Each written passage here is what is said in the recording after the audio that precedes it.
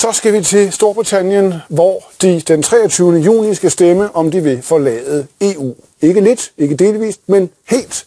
Det sidste gennemsnit af meningsmålingerne viser næsten dødt løb mellem de to lejre. Og det er selvfølgelig hele Storbritannien, der stemmer, men det er særligt englænderne.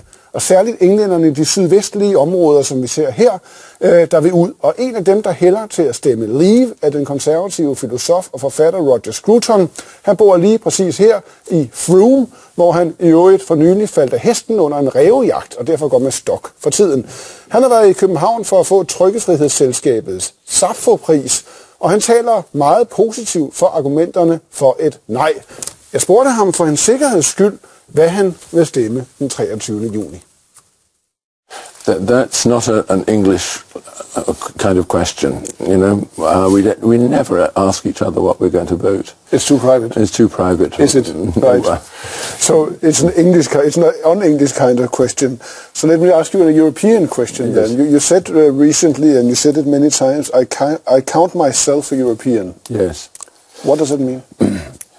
It means that I belong to and support European civilization, as I understand it, and the inheritance of institutions, frames of mind, ways of doing things, which I share with all my European friends and colleagues. You know, I'm a product of the Judeo-Christian system of values, and the Christian faith has always been important to me. In all the ways that anybody in France or Italy might respond, I shall respond too. And yet you stand very critical towards the European Union. Yes. Like very many British people, I recognise two or three crucial problems that Europe presents us. First, we have a different system of law from that which obtains almost anywhere else in the world, certainly anywhere else in Europe. Our law is common law, built from below and not imposed from above. To some extent, Danish law resembles it. In fact, we're closer to you than we are to almost anybody else in Europe. But it creates enormous problems in understanding how to respond to these dictated laws from above. That's one great problem that we have. Another enormous problem is that we speak the international language, which means that everybody can come to Britain, but we can't go the other direction easily. So we're becoming completely overwhelmed with immigrants, mostly from Eastern Europe, of course. And that, I think, has changed people's attitudes radically, because although, you know, there was a sort of referendum originally as to whether we should join the common market, there was no democratic process on the Lisbon Treaty and expanding everything into Eastern Europe. Yes. And so we have this enormous flood of new... So these things is a matter of political culture, national psyche, or what are you talking about? Well, different history from the continent? It's a bit of both. No, you're absolutely right. Of course, there's a different history. Uniquely in Europe, we did not suffer defeat in the Second World War, and that's a huge psychic fact in the national identity. And what's the relationship, do you think, to the Eurosceptic British nature? Well, the Eurosceptic nature, the Eurosceptics in Britain do have a very strong sense that we are a different kind of order from that which prevails on the continent, and always have been. It's true that, you know, history lessons are more and more feeble. People have less and less real understanding, and it's quite possible for someone to destroy that as a mere illusion. But illusions that people believe are for that reason very strong. So, and this difference, is that it's connected to the difference in history where Britain was not occupied and didn't have this breach of sovereignty? Is that is the very main important? truth? Yes, the idea of 1,000 years of unbroken sovereignty. Do you feel that also? I do, actually. And it's there in the state of mind of ordinary people, and in the What does it matter to you? It does matter to me because I think that when sovereignty is inherited, you're much more deeply attached to it because it defines what you are. Yeah. And you know, normally sovereignty is the most precious thing, the thing that you don't give away but has to be fought for. Right. And we really did fight for it. My parents did, at least. And yes. You were asked recently, what is your favorite painting by a British newspaper, and you chose this one. It's some of our viewers will recognize it. It's and you do certainly. It's Diogenes the Tempest, yes. right? From the beginning of the 16th century. Yeah. Are you especially fond of Italian high Renaissance art? Yes, of course. Yes. That's. I guess it's my favourite period. Although I'm deeply attached to Dutch still life painting too. Right. Another period, because it's because I asked you this, of course. I mean, couldn't you say that the values of the High Renaissance, and then followed by the Enlightenment, followed democracy in most of Europe, are the foundations of this European Union that you're so critical of? You may think that, but my view is that you'd be wrong to think that. Why? Because the political union of Europe was conceived by people like Jean Monnet, and conceived as a kind of conspiracy, not as an openly discussed thing. It was engineered politically and then imposed. European civilization isn't like that at all. The High Renaissance in Italy was not imposed by anyone. It emerged from below through the self-consciousness of the Italian people, and of course then spread through the works of the imagination. Right. And that's where Europe is strong over all other civilizations. That it's constantly fed from below. But is it the arguments that you present as specifically British here, as British Euroscepticism, it sounds a little bit like the arguments coming also from the rest of Europe. It points to the special story, the special culture of their own country, the attack from bureaucrats on the sovereignty, which has been inherited and fought for over the generations and so on. The losing control of borders, as you mentioned also. Is it really that British or English? Or is it just European? You're absolutely right to point to the fact that this is a shared response to the European Union, and in particular, of course, among northern countries. The Scandinavian countries are very like us in that they don't like being dictated to from a place that they don't ever go to by people whom they don't know.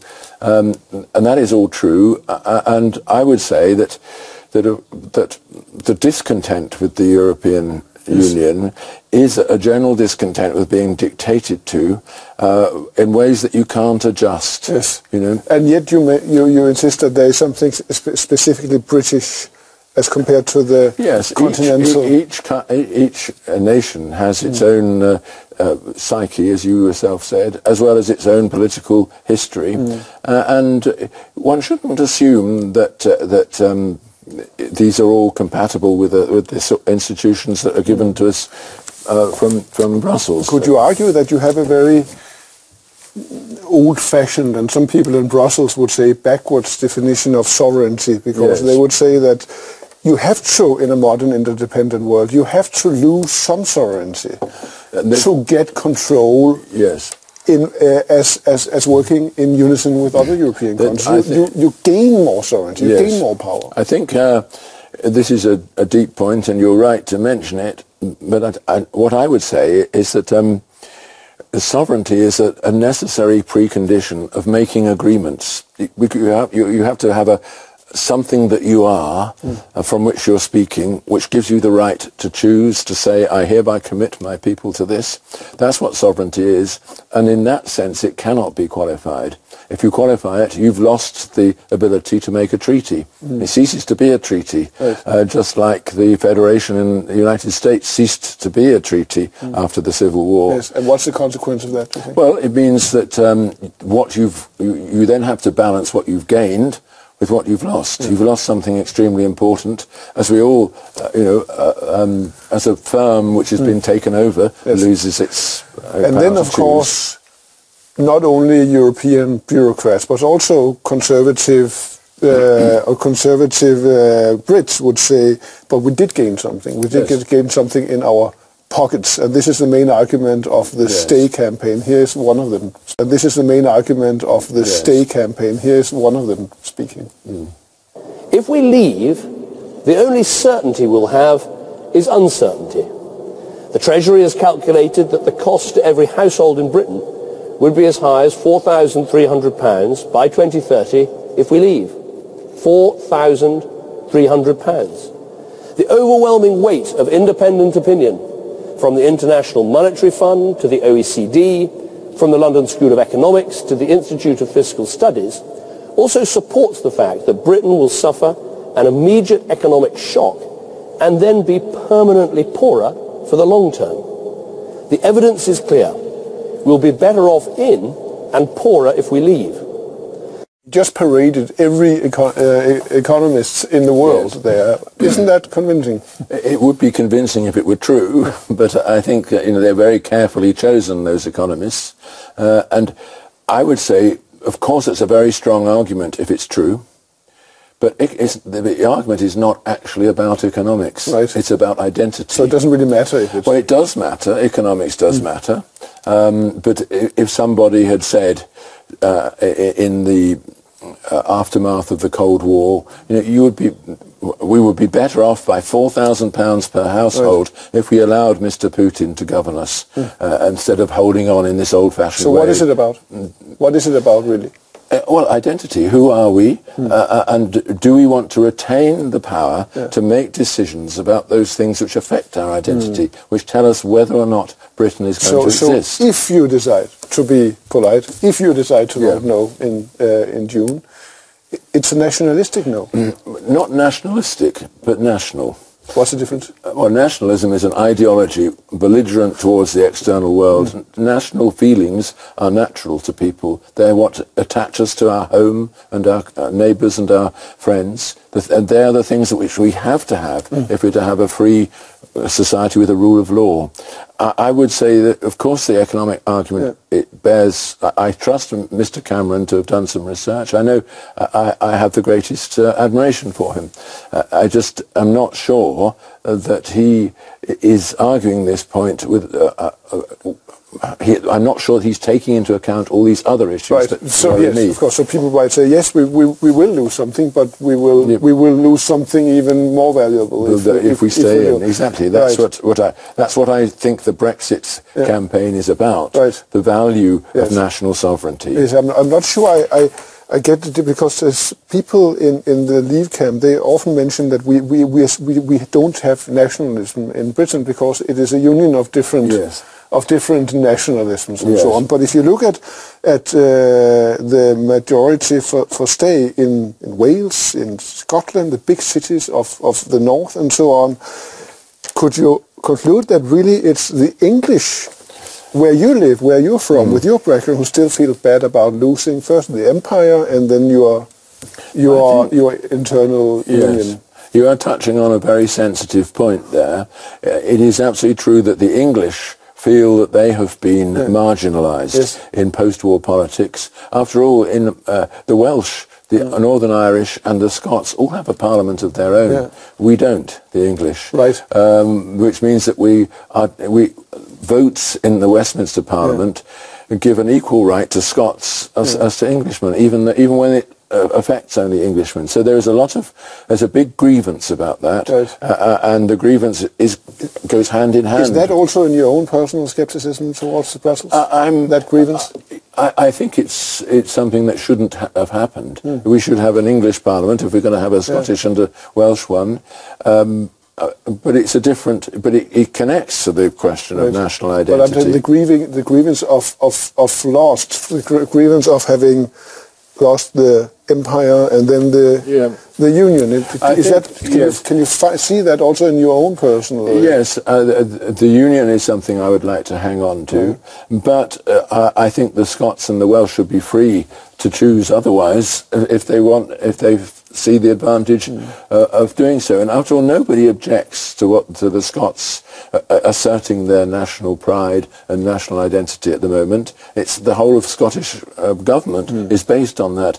But then a leave, if you vote leave in June, could you say that it's backwards? It's backward looking, maybe not backwards, but backward looking. It's not a progressive vote. Yes, people say that, but what does the word backward mean, and what does the word progress mean? We were fed up with that language. It was the Soviet Union trying to stuff down our throats. You know, the bourgeois democracy is reactionary, the people's democracy is progressive. My view is that anybody who uses the word progress as a term of commendation needs his head examined. Right. Just in the end here, you said you are European, and you define yourself as a European, you know, based on the European common history and so on. You've been fighting for Europe. Europe is so weak right now. Yes. It's so feeble. The institutions are crumbling. Is this really the right time to leave Europe? Even weaker. Here is what I'd say, that it may not be, and that's one reason why I hesitate. It may not be the right time. On the other hand, I would say that the European Union is the result of a treaty that was signed over 60 years ago by people who are dead in a situation which was completely different from the one we have today. And my view is that if we were to withdraw from it, we ought then to turn back and say, let's have another treaty and invite especially the Scandinavians to join us in this, shaping a treaty that's more adapted to the situation in which we are today. Thank you for coming here. Well, thank you for inviting me.